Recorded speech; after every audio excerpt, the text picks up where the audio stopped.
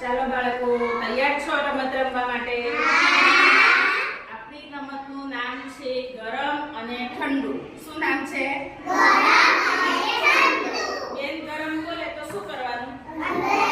અને ઠંડુ બોલે તો પછી આવડ થઈ જાય ને એની જાતે જ બહાર જતું રહેવાનું. બરાબર? ચાલો સ્ટાર્ટ. ગરમ કૂદકો મારીને આવવાનું. હા, ગરમ આઉટ. ઠંડુ